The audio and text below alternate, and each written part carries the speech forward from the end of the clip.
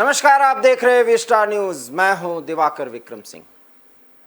कांग्रेस का चिंतन शिविर तमाम चिंताओं को लेकर के जिस बात पर सहमति बनाने के लिए किया गया था, वो शिविर समाप्त हो गया है। उसका सत्र बाकायदा राहुल गांधी और सोनिया गांधी के संबोधन के बाद समाप्त किया गया।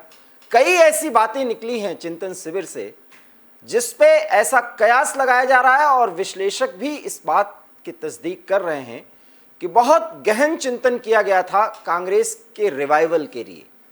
क्यों हम ये बात कह रहे हैं, ये समझिए। क्योंकि राहुल गांधी और सोनिया गांधी ने माना कि कांग्रेस का संपर्क आम जनमानस से टूट चुका है। कम से कम इस चिंतन शिविर में शीर्ष नेतृत्व के दो बड़े स्तंभों की तरफ से अगर ये स्वीकार कर लिया जाए कि वास्तव में किसी भी राजनीतिक पार्टी की धुरी और उसकी ताकत जन संवाद और जनता से कनेक्शन वो बहुत ज़रूरी होता है, और उन दोनों में फिलहाल कांग्रेस कहीं ना कहीं असफल है।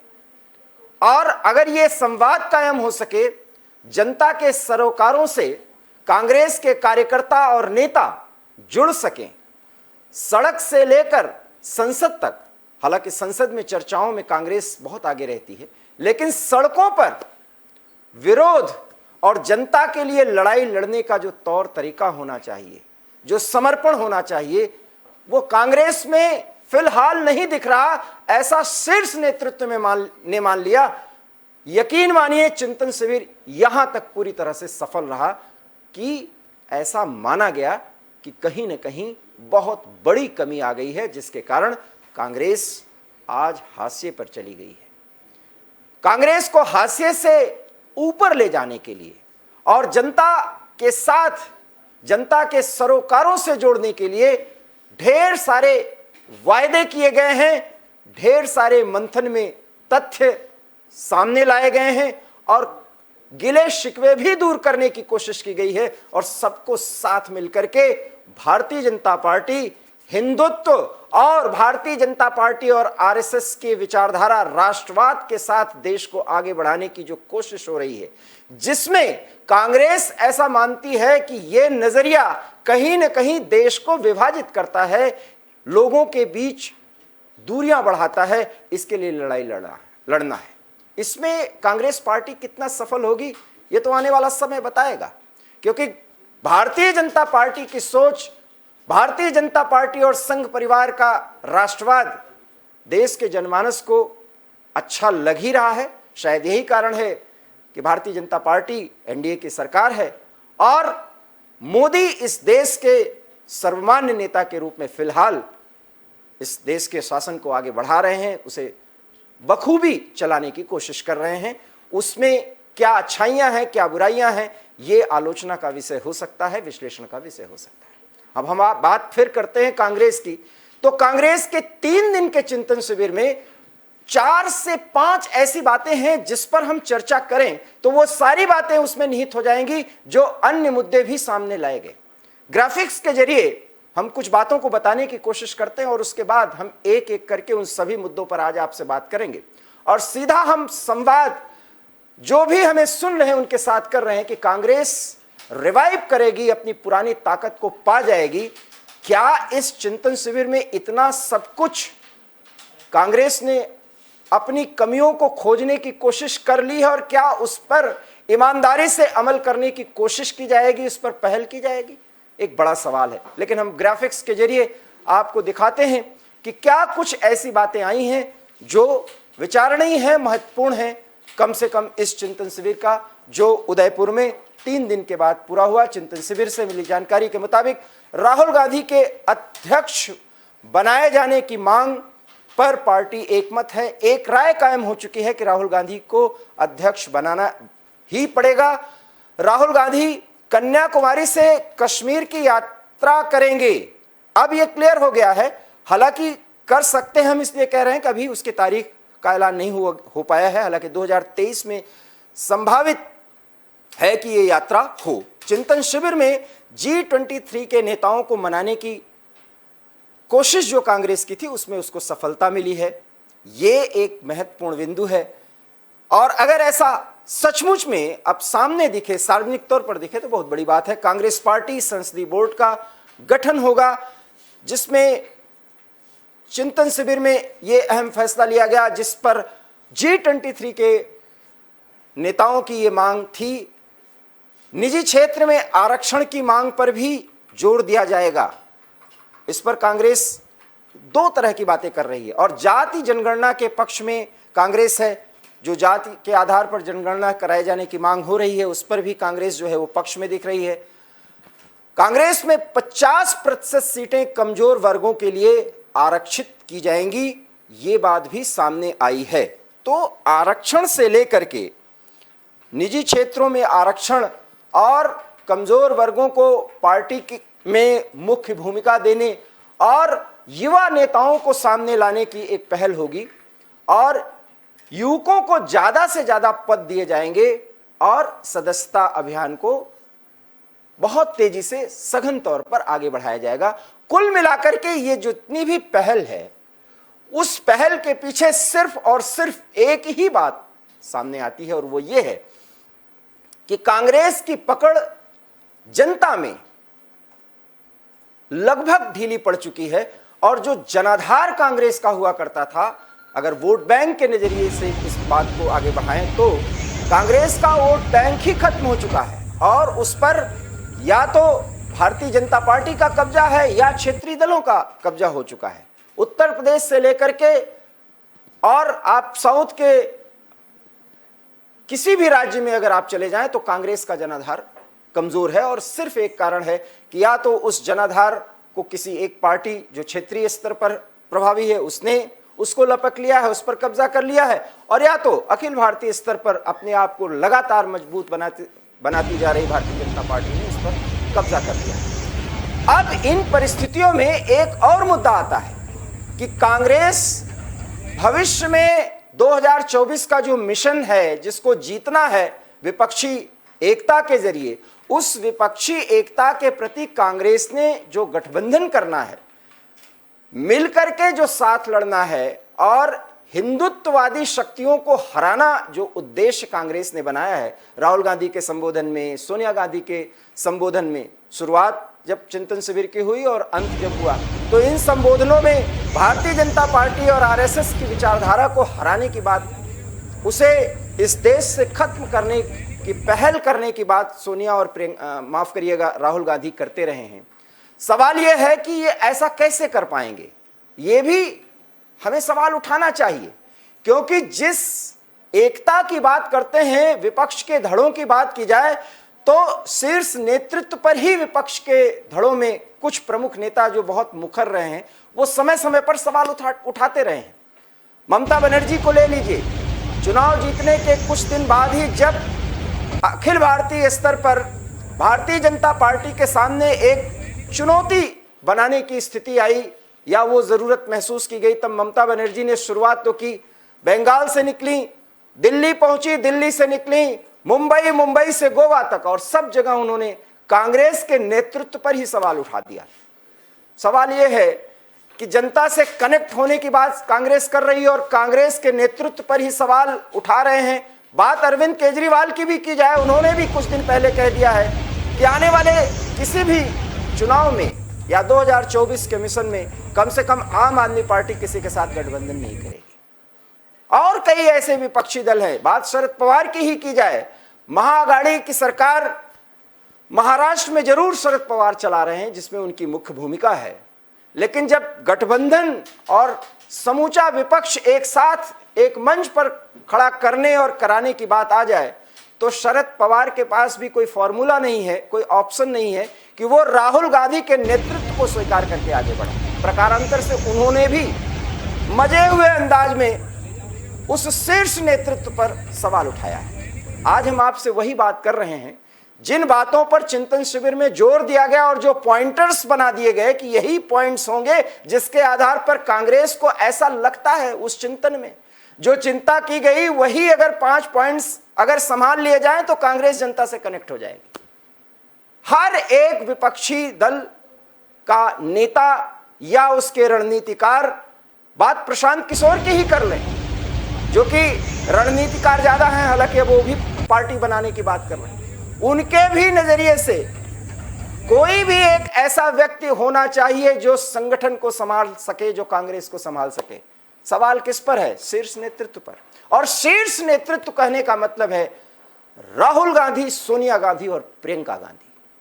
और इसी के इर्द गिर्द पूरा चिंतन हुआ है 3 दिन का। विश्लेषक, बड़े बड़े कांग्रेस के राजनीति के बड़े बड़े जानकार, जो 4 दशक से अधिक समय से कांग्रेस को जान रहे हैं, अगर चिंतन शिविर में यही बात निकली है और इसी ढांचे के तहत वो हर मुद्दों पर बात करके कांग्रेस के रिवाइवल की बात कर रहे हैं, तो आज हम जो संवाद कर रहे हैं, आप इससे तारुफ रखते हो तो जरूर कमेंट दीजिएगा कि क्या ये बातें सही हैं या नहीं। विपक्ष कन्याकुमारी से लेकर के कश्मीर तक और अरुणाचल से लेकर के गुजरात तक कांग्रेस के शीर्ष नेतृत्व पर विपक्ष का कोई भी धड़ा सवाल न उठाता रहा हो तो आप इस पर सवाल उठा सकते हैं। हर एक पार्टी ये कहती है कि हम भारतीय जनता पार्टी और संघ परिवार के विचारधारा को इस देश से खत्म करना चाहते हैं, क्योंकि ये विभाजन की राजनीति करती है। हालांकि ये मुद्दा है, इस पर चर्चा हो सकती है, इससे एकदम सहमत नहीं हुआ जा सकता, लेकिन ये लोकतंत्र है, यहां विपक्ष की बात को भी तरजीह देनी चाहिए। लेकिन शीर्ष नेतृत्व जिसके इर्द गिर्द कांग्रेस का 72 घंटे से भी अधिक समय तक चिंतन हुआ, तमाम चिंताओं पर चिंतन हुआ, और इसी चिंतन शिविर और कांग्रेस के अंदरूनी राजनीति के संगठन के जो भी घटक हैं, जो भी पक्ष हैं, उनको एक साथ रीएक्टिवेट करने के लिए ही तो 23 नेता नाराज हुए थे, जो कांग्रेस की धुरी माने जाते हैं, जो कांग्रेस के पिलर माने जाते हैं, जो भी कह सकते हैं। लेकिन सबने चिंतन शिविर में सिर्फ राहुल गांधी को अध्यक्ष बनाए जाने की पुरजोर वकालत की है, और पूरी मुहिम चला दी गई कि राहुल गांधी ही एक ऐसे व्यक्ति हैं जो संघ परिवार की विचारधारा के साथ लड़ाई लड़ सकते हैं। और राहुल गांधी ने अपने संबोधन में ये कहा भी, और जब समापन हो रहा था तब भी उन्होंने यही कहा कि संघ परिवार की विचारधारा को हराना है। पिछले 8 सालों से राहुल गांधी उस विचारधारा को जिस अंदाज में हराते रहे हैं और समय समय पर जो बयान देते रहे हैं, वो आप सबने देखा है।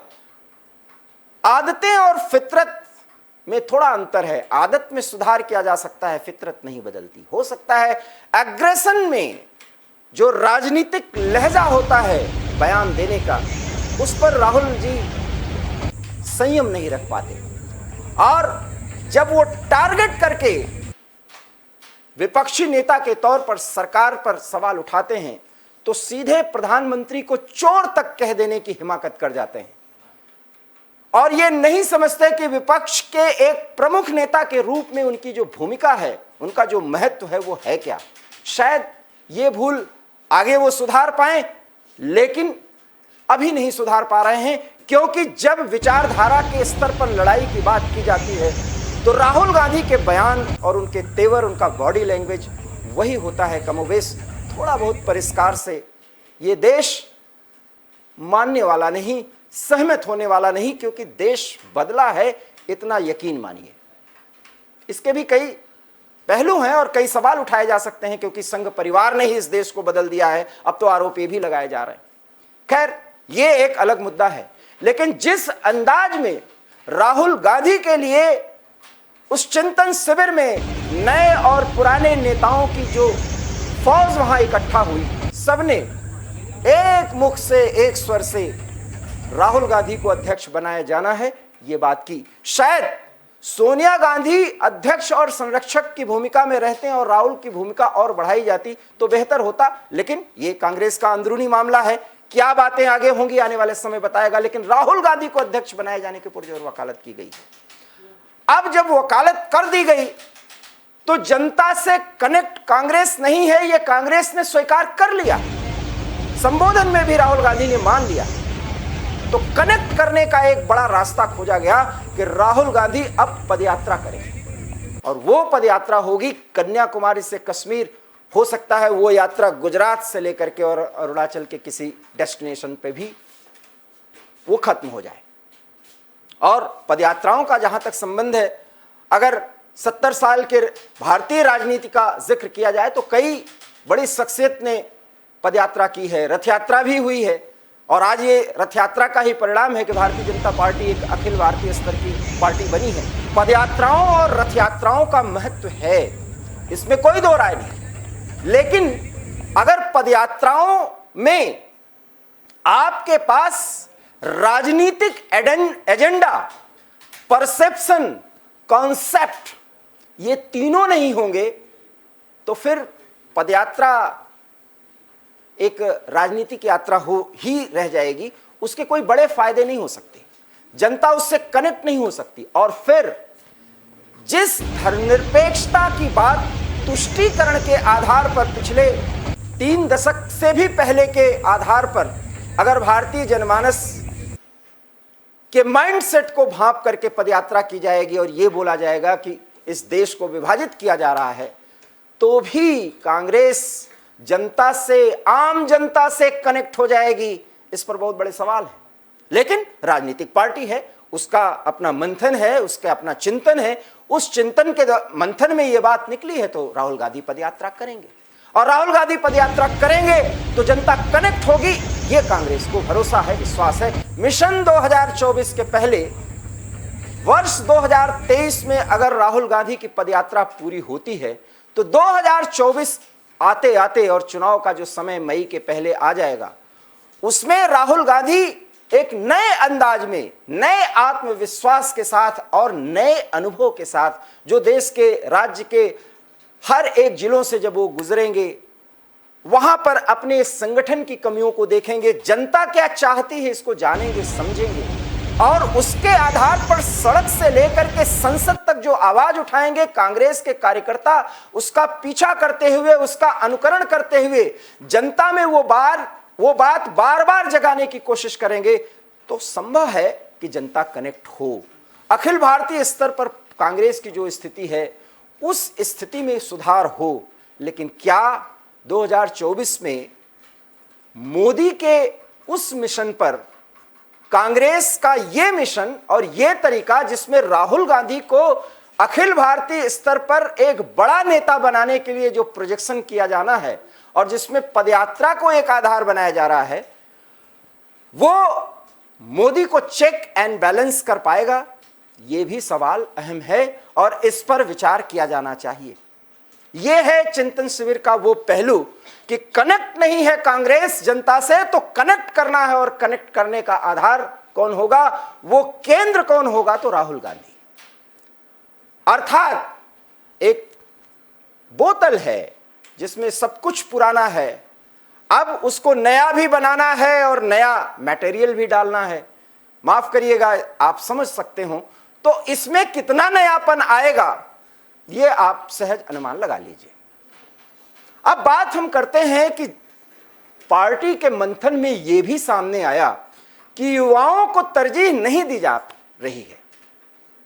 फर्ज करिए कि कांग्रेस में अगर युवा ताकत होती और युवा नेतृत्व होता, जो राहुल गांधी के बाद कांग्रेस के मुखर युवा नेतृत्व की और एक पीढ़ी के लोग हुआ करते थे, आज कौन सा ऐसा युवा नेतृत्व है, कौन सा ऐसा व्यक्ति है, अगर सचिन पायलट को छोड़ दिया जाए तो ये कहा जाएगा कि वो युवा है और उसके अंदर अपने राज्य को या संगठन को आगे ले जाने की ताकत है। शायद आप सचिन पायलट के बाद दूसरा नाम नहीं ले पाएंगे, क्योंकि एक थे, दो थे, जितिन प्रसाद, और अगर आप ज्योतिरादित्य सिंधिया की बात करें, और इसके अतिरिक्त तमाम कुछ और बड़े नेता हैं, सब कहीं ना कहीं भारतीय जनता पार्टी के साथ हैं या अपनी लड़ाई खुद अपने लिए लड़ रहे हैं, अपने राजनीतिक वजूद को और मजबूत करने के लिए, अपनी साख को और बढ़ाने के लिए अपने अंदाज में राजनीति कर रहे हैं। कांग्रेस का कोई आधार उनके साथ है नहीं। सचिन पायलट जैसा एक नेता जिस जगह पर, जिस उदयपुर में चिंतन हुआ है, उस उदयपुर के राजस्थान की स्थिति है कि सचिन पायलट राजस्थान के लोगों की मनोकांक्षाओं को पूरा करने के लिए पिछले 2 सालों से अधिक समय से जद्दोजहद कर रहे हैं। और कांग्रेस का दामन उन्होंने नहीं छोड़ा।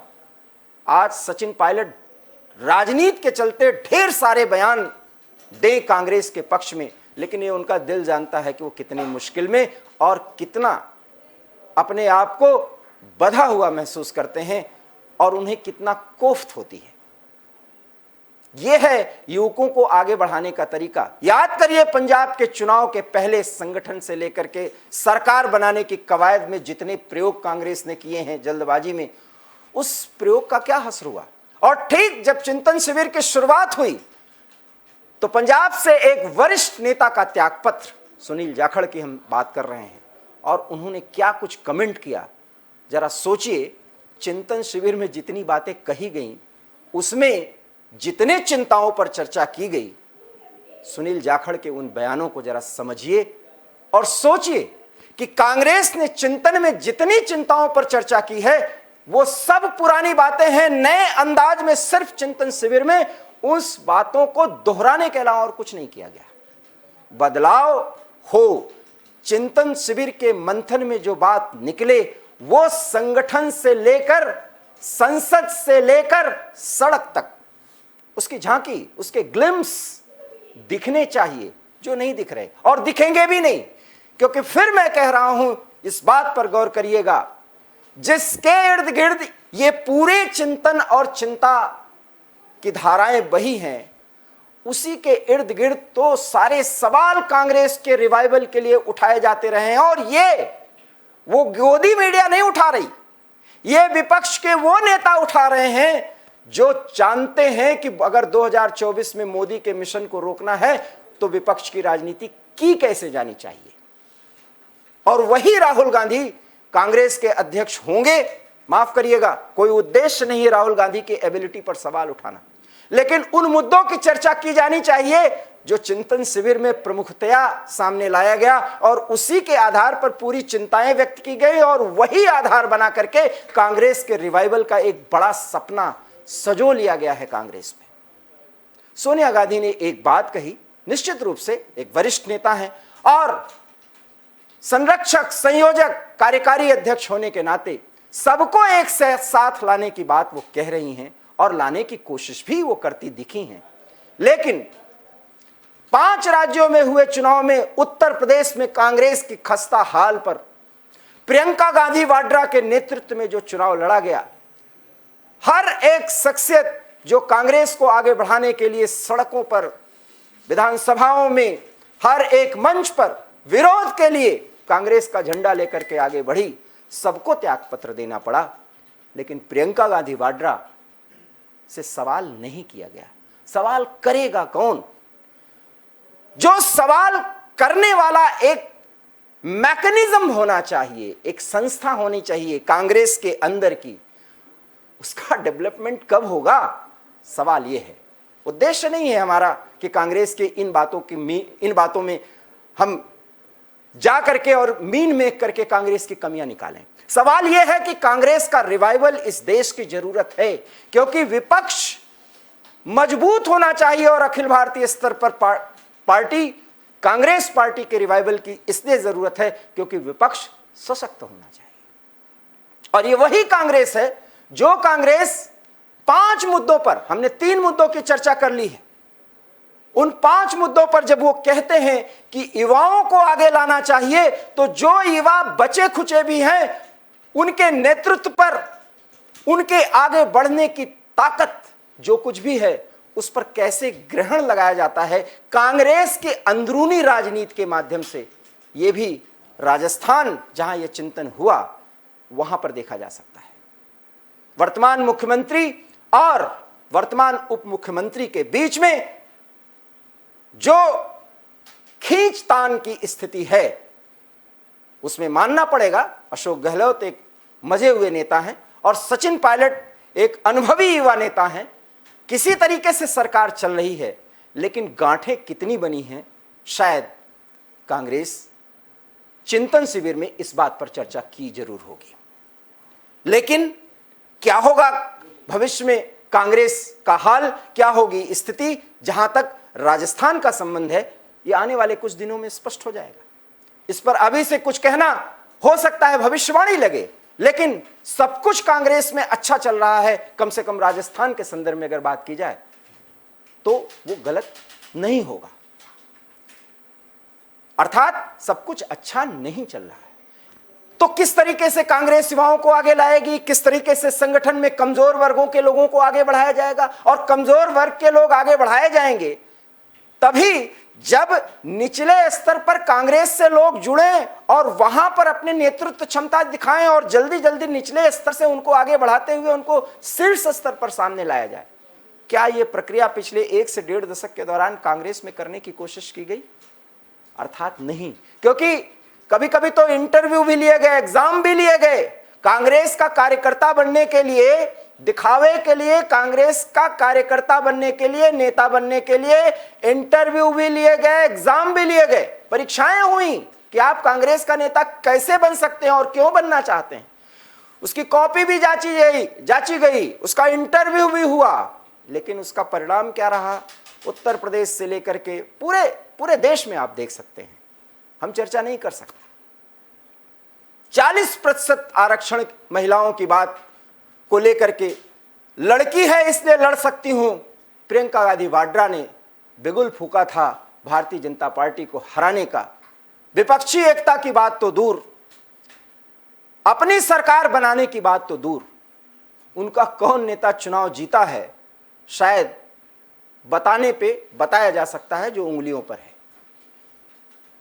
और आप गिनती कर सकते हैं।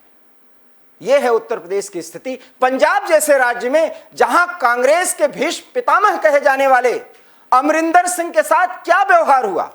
अब हम बात कर रहे हैं उन बुजुर्गों के संदर्भ में, उन अनुभवी लोगों के संदर्भ में जिनको 1 मिनट में हाशिए पर लाने की कवायद हो जाती है और सिर्फ शीर्ष नेतृत्व के किसी एक व्यक्ति की नाराजगी के कारण ऐसा होता है। कभी 10 जनपद के बहुत नजदीकी रहे अमरिंदर सिंह, कुछ ही दिनों में बेचारे बनने को मजबूर हो जाते हैं। क्या चिंतन शिविर की चिंता में इस बात पर भी विचार हुआ? आखिर में सुनील जाखड़ जैसे नेता को पंजाब के राजनीति के संदर्भ में यह क्यों कहना पड़ा कि सोनिया जी पंजाब को बख्श दीजिए, पूरे देश में राजनीति करिए? यह है चिंतन शिविर के वो बातें जिसमें कांग्रेस के रिवाइवल के ढेर सारे पॉइंट्स बताए जा रहे हैं, लेकिन हम उदाहरण सहित आपसे चर्चा कर रहे हैं कि कांग्रेस का रिवाइवल कैसे होगा। जब ऊपर के स्तर पर जहां पर सवाल है, जहां पर सारे सवाल जाकर के यक्ष प्रश्न की तरह खड़े हो जाते हैं, वहां कोई रिवाइवल है ही नहीं और सिर्फ दिखावे के लिए इस्तीफे की बात की जाती है। कांग्रेस के रिवाइवल के लिए सब कुछ छोड़ देने की बात कही जाती है, ज्ञान दिया जाता है, ढेर सारे आदर्शवादी बातें की जाती हैं, लेकिन क्या दूसरे दर्जे से लेकर निचले कार्यकर्ताओं के लिए ही सारी बातें हैं? जिस भारतीय जनता पार्टी, जिस संघ परिवार पर कांग्रेस ये सवाल उठाती है, शायद उन्हें नहीं मालूम कि यहां, इसकी तारीफ भी मत समझिएगा, वहां पर कोई भी व्यक्ति पार्टी और संगठन से बड़ा नहीं है। यह समय समय पर भारतीय जनता पार्टी ने दिखाया है, और इसलिए प्रधानमंत्री हमेशा कहते हैं कि मैं तो एक झोला लेकर के आया, जब काम खत्म हो जाएगा झोला लेकर के चला जाऊंगा। शायद शीर्ष नेतृत्व में हर एक शख्सियत को यह कहने की ताकत और हिम्मत जुटानी चाहिए। ये उस चिंतन शिविर के चिंता में अगर इस पर चर्चा होती, इतने त्याग की तैयारी होती, तो कांग्रेस के चिंतन शिविर के बड़े मायने हो सकते थे।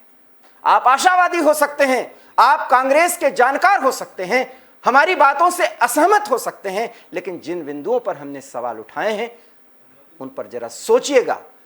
और वही यक्ष प्रश्न बनकर के कांग्रेस के सामने खड़े होते हैं, और उन्हीं यक्ष प्रश्न में जिन प्रश्नों का उत्तर जिसे देना है, उनके संबोधनों की बातों से सब कुछ लगता है कि बहुत जल्दी कांग्रेस रिवाइव हो जाएगी। लेकिन रिवाइवल से पहले जिस नेतृत्व में, जिस विपक्षी एकता के सूत्रधार के केंद्र में राहुल गांधी का नाम लिया जाता है, वहां पर सवाल उठा दिए जाते हैं, और वही राहुल गांधी कांग्रेस के नैया पार कराएंगे। अगर चिंतन शिविर के विचार का मुख्य मुद्दा यही होता है, तो अब आप समझ सकते हैं चिंतन शिविर के कितने निहितार्थ हैं और उसकी प्राप्तियां क्या होने वाली हैं। बहरहाल एक राजनीतिक पार्टी, एक अखिल भारतीय राजनीतिक पार्टी जिसके रिवाइवल की जरूरत है, उसके चिंतन शिविर में इतनी बातों पर चर्चा हुई, उस पर सहमति हुई। हां, बड़ी बात है कि अगर G23 जो एक नाम बहुत प्रचलित हो गया कांग्रेस में, एक मंच के तौर पर एक बड़े संगठन के एक केंद्र के रूप में, अगर G23 के नेताओं की नाराजगी दूर हो गई हो, हालांकि ऐसा दावा किया जा रहा है, अगर दूर हो गई हो तो इस चिंतन शिविर के बड़े मायने हो सकते हैं। लेकिन यह तो आने वाला समय बताएगा, क्योंकि चिंतन शिविर से जो बातें निकली हैं, कागज पर उकेर दी गई हैं, शब्दबद्ध लिपिबद्ध कर दी गई हैं, जब वो कागज से हटकर संगठन के हर एक स्तर पर प्रभावी होती हुई दिखेंगी तो मान लिया जाएगा कि चिंतन शिविर के जो निहितार्थ हैं वो बहुत बड़े हैं, बहुत फायदे वाले हैं, और देश के लिए विपक्षी एकता की एक धार मजबूत करने के लिए जिस कांग्रेस की रिवाइवल की जरूरत है, इस चिंतन शिविर जो उदयपुर में आयोजित किया गया उसके बड़े मायने हैं, उसके बड़े परिणाम निकले हैं कि कांग्रेस फिर से एक बार मजबूत पार्टी होकर के उभरी और 2024 में मोदी के मिशन को, जो हमारे प्रधानमंत्री हैं, उनकी सोच को कुंद करने के लिए, उन्हें सत्ता से हटाने के लिए मजबूत कांग्रेस सामने आएगी। हम ऐसा सोच सकते हैं, सोचना चाहिए अगर हम विपक्ष को मजबूत देखना चाहते हैं। लेकिन सवाल बहुत बड़ा है कि जो हम सोच रहे हैं, क्या उससे 1 इंच भी कांग्रेस आगे बढ़ पाएगी? और यही वो यक्ष प्रश्न है जिस पर आपको जवाब देना है, जनमत बनाना है, और कांग्रेस के राजनीति को समझने वाले और कांग्रेस संगठन से जुड़े वो रणनीतिकार इस जनमत के सवाल को अगर समझेंगे, सुनेंगे, तो उन्हें पता चल जाएगा कि चिंतन शिविर में जो बातें कही गई हैं वो हकीकत से बहुत दूर हैं। इसलिए कांग्रेस आगे बढ़ने की बात तो दूर, अपने एक स्थान से उठ करके आगे बढ़ने की कोशिश ही नहीं कर पाई। ये कहना शायद फिलहाल समीचीन होगा, यही उपयुक्त होगा। हम चाहते हैं कि कांग्रेस मजबूत हो और देश के लिए फिर से एक बार सड़क से लेकर संसद तक जनता और जन सरोकारों के लिए लड़ाई लड़े। एवी स्टार न्यूज में इतना ही। देश और दुनिया की तमाम बड़ी खबरों के लिए आप देखते रहिए एवी स्टार न्यूज, क्योंकि यहाँ खबरों का सिलसिला कभी नहीं थमता। फिलहाल मुझे दीजिए इजाजत, नमस्कार।